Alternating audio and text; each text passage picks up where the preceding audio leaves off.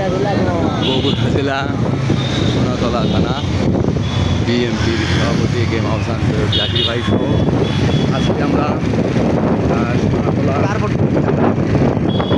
বর্জনের ডাক দিয়েছি নিশ্চয়ই আমরা তাই সোনাতলার পথে ঘাটে রাস্তাঘাটে লেফট লাইট বিতরণ করব এবং এই ভোট বর্জনের ডাক দিয়েছে।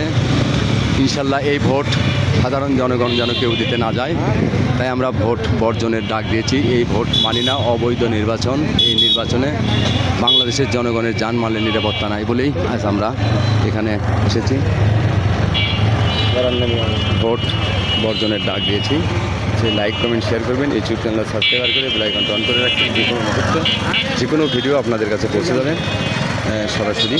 আমরা বিএনপির নেতাকর্মীরা সবাই সোনাতলা থানা বাজার অলিগলি সব জায়গাতে এসেছি, ভোট বর্জনের ডাক দিয়েছি। এই অবৈধ নির্বাচন প্রত্যাহার করো এবং কেউ যেন ভোট দিতে না যায়। ইনশাল্লাহ ভালো থাকবেন, সুস্থ থাকবেন। ইউটিউব চ্যানেল সাবস্ক্রাইব করে বেল আইকনটা অন করে রাখবেন। যে কোনো মুহূর্তে নতুন নতুন ভিডিও পেতে সাবস্ক্রাইব